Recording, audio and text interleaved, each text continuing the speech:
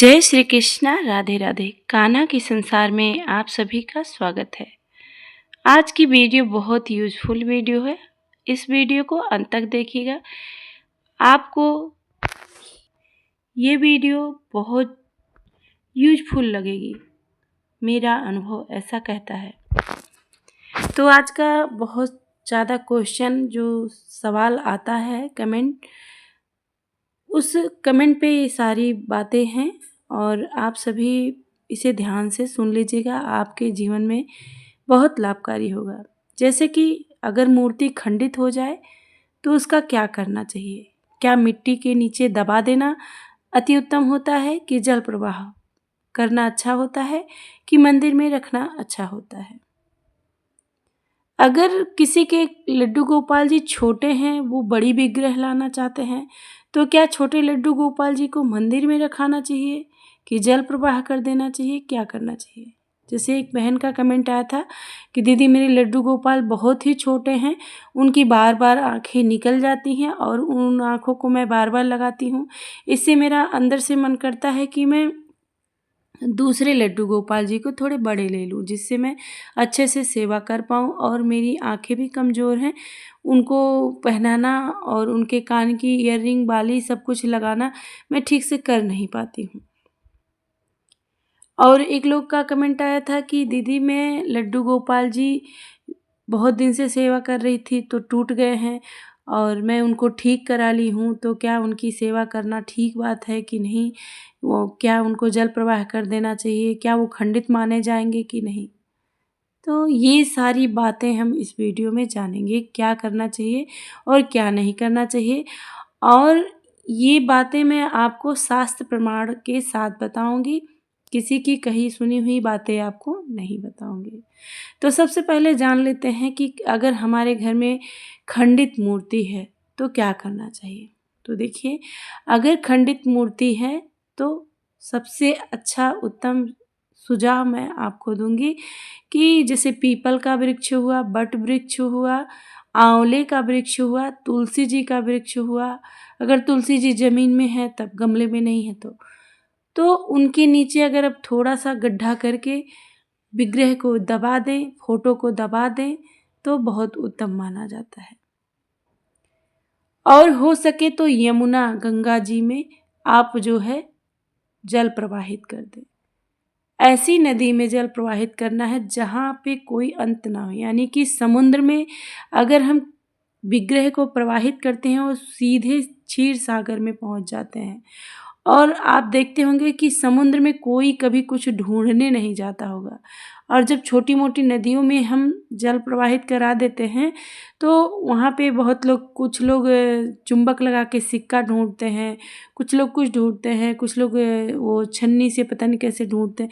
तो फिर भगवान निकलते हैं और पैरों के नीचे पड़ेंगे या खंडित मूर्ति ऐसे इधर उधर दिखेंगी तो देख के अच्छा भी नहीं लगता है और ऐसा करना ठीक भी नहीं है। शास्त्रों में बताया जाता है कि खंडित मूर्ति को या तो मिट्टी के नीचे दबा दें, तो उससे क्या होता है कि धीरे धीरे धीरे धीरे जो हम विग्रह नीचे दबाते हैं मिट्टी के, वो पाताल लोक में पहुंच जाता है।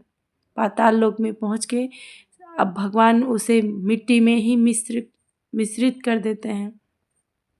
और जब हम समुद्र में जल प्रवाहित करते हैं तो वो भगवान के स्थल तक पहुंच जाता है, वो भी एकदम रेत बन जाता है। तो इसीलिए कहा जाता है कि जल प्रवाहित करें तो समुद्र में करना चाहिए, छोटी मोटी नदियों में ना करें। जहाँ पे जैसे नदी कभी छोटी हो जाती है, कभी बड़ी हो जाती है, तो बड़ी नदी रहेंगी तो आपको लगेगा कि अब तो कान्हा जी कभी दिखेंगे नहीं, लेकिन जब सूख जाएंगी तो कहीं ना कहीं ऐसे पड़े रहेंगे और देखने में दुख होगा। तो सबसे पहले खंडित मूर्ति का क्या करना चाहिए, आप लोग को जवाब मिल गया होगा। दूसरा क्वेश्चन था कि जो है लड्डू गोपाल जी की आंखें बार बार निकल जाती हैं और हम उनको मंदिर रखना चाहते हैं, सेवा नहीं करना चाहते हैं, दूसरा लेना चाहते हैं। तो सबसे पहले हमें, जब हम गोपाल जी की सेवा करना चाहते हैं तो हमें ये निर्णय कर लेना चाहिए कि कितने बड़े लड्डू गोपाल जी ले आएंगे और सेवा करेंगे, क्योंकि विग्रह को बार बार चेंज करना अच्छी बात नहीं होती है। अब आंखें बार बार निकल जा रही हैं और आपको दिखाई भी नहीं, सूझता नहीं है, आप कैसे करें, क्या करें, समझ नहीं आ रहा है। छोटे हैं, बहुत छोटे हैं। अब बहुत छोटे लड्डू गोपाल जी जब होते हैं तो ना ही उनका ठीक से वस्त्र पहन मिलता है, ना ही उनकी मुकुट लग पाती है, ना बंसी थाम पा मतलब कुछ भी अच्छे से नहीं हो पाता है। तो इसीलिए अगर घर पे लड्डू गोपाल जी की सेवा करना है तो 4 नंबर, 5 नंबर, 7 नंबर, इतना 10 नंबर इतना कर सकते हैं। कहते हैं अंगूठे जैसे मुट्ठा बाँधते हैं, अंगूठे के बराबर ही विग्रह होना चाहिए। अगर बहुत बड़ी विग्रह है तब भी घर के लिए ठीक नहीं है। अगर बहुत बड़ी विग्रह आप लाते हैं तो बहुत ज़्यादा सेवा भी करना होता है, और जितना बड़ा बच्चा होगा उतना ही भूख बढ़ेगी, कहने का अर्थ है। तो इसीलिए जितनी बड़ी विग्रह आप रखेंगे उतना ही ज़्यादा भोग सेवा करना होगा। अगर आप भोग सेवा नहीं कर पाएंगे तो आपके घर में विपत्तियाँ, संकट, बीमारियाँ, झगड़ा, क्लेश बना रहेगा। अब छोटे लड्डू, बहुत छोटे लड्डू गोपाल हैं तो क्या करें, उनको मंदिर रख दें? तो देखिए, अगर आपका मन मानता है तो आप कोई बात नहीं, ये उनकी ही लीला होगी। अगर आपके मन में ऐसा आ रहा है कि मैं दूसरे गोपाल जी को बड़े लेके आऊँ, लेकिन अगर आप किसी की रील, फ़ोटो देख के आपका मन उत्साहित हो रहा है कि आप दूसरे ले आएँ, इनको कहीं रख दें, तो ठीक बात नहीं है। देखिए, अगर हमारा छोटा नन्हा बालक है, हम नन्हे बालक की आँखें बार-बार खराब हो जा रही हैं, तो उसे ठीक करने की सोचेंगे, ना कि उसे घर से बाहर निकालने की। तो इसीलिए अगर हम घर से बाहर कर देंगे तो उनको बड़ा दुःख होगा। और अगर आप किसी की रील देख के, किसी के कहने पे, किसी की फ़ोटो देख के ऐसा नहीं सोच रही हैं, अपने आप से आपके अंदर से पुकार आ रही है कि बड़ी विग्रह ले आया जाए, छोटी विग्रह को हम मंदिर पे रखाएँ, तो आप ऐसा समझिएगा कि गोपाल जी आपको दूसरे रूप में मिलना चाहते हैं, आप दूसरे रूप में सेवा करवाना चाहते हैं, इस वजह से ऐसा हो रहा है। लेकिन अगर किसी की रील देख के आपको बड़े लड्डू गोपाल जी अच्छे लग गए हैं और छोटे लड्डू गोपाल जी को आप ऐसा करना चाहते हैं तो ये ठीक बात नहीं है। हो सके तो मैं तो यही कहूँगी कि अगर आपके बहुत छोटे लड्डू गोपाल जी हैं तो कोई बात नहीं, उनको एक सुंदर आभूषण पहना दीजिए, मुकुट, मोर मुकुट लगा दीजिए और एक छोटे से आसन पे बैठा के मंदिर में विराजमान कर दीजिए। हर बृहस्पतिवार को उनको स्नान कराइए और उनका कपड़ा चेंज कर दिया करिए। रोज़ स्नान कराने की ज़रूरत नहीं होती है, क्योंकि देखिए, अलग-अलग कल्चर में अलग-अलग तरीके से भगवान की सेवा की जाती है, तो क्या भगवान नाराज़ हो जाते हैं? नहीं। और छोटे बालक को अगर हम 1 दिन 2 दिन बाद नहलाते हैं, बस पोंछ देते हैं, साफ़ कर देते हैं, तो वो ऐसे ही अच्छे लगते हैं और उनकी तबीयत भी ठीक रहती है। तो अगर बहुत छोटे लड्डू गोपाल जी हैं, आप बड़े लड्डू गोपाल जी लाना चाहते हैं, तो सबसे पहले छोटे विग्रह से आपको विनती करना होगा कि हे प्रभु, हम आपको दूसरे रूप में सेवा करना चाहते हैं, पूजा करना चाहते हैं। आप आइए, हमारे घर में विराजमान होइए और आपकी जो भी दिक्कत है, क्यों आप ऐसा कर रही हैं, ये भी ज़रूर बताइएगा। तो अगर छोटे लड्डू गोपाल जी, उनका आँख ठीक करके हम रख देंगे और रोज़-रोज़ डेली स्नान नहीं कराएँगे और बस ऐसे उनका कपड़ा चेंज कर देंगे। अगर रोज़ हो सके तो रोज़ कपड़ा चेंज करिए, लेकिन क्या होता है ना, लोग सोचते हैं पता नहीं कर पाएँगे कि नहीं, तो इसीलिए बृहस्पतिवार को ज़रूर करिएगा।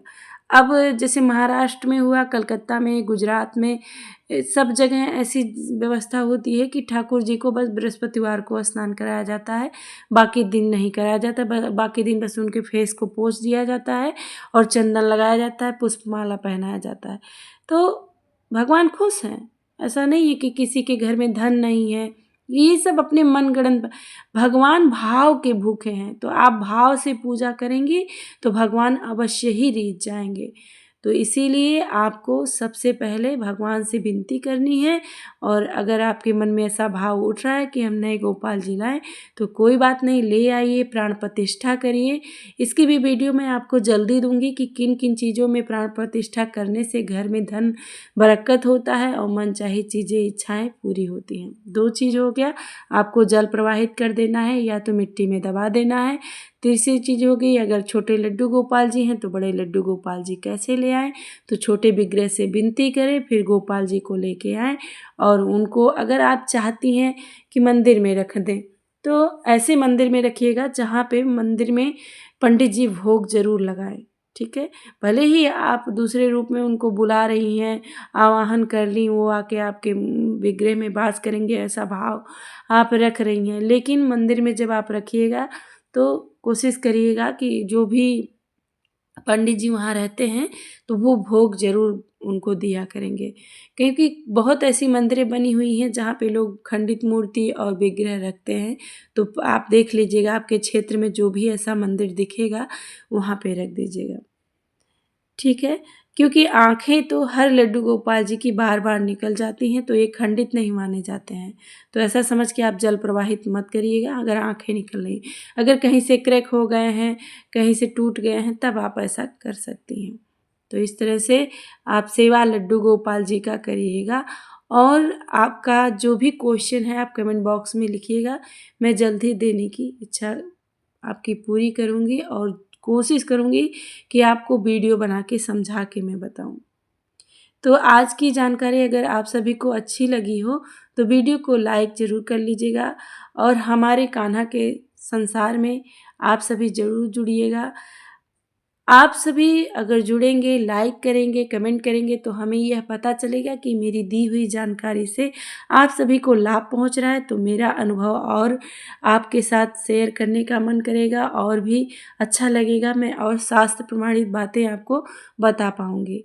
तो मिलते हैं अगली जानकारी, अगली कड़ी के साथ, तब तक के लिए नमस्कार। जय श्री कृष्णा, राधे राधे।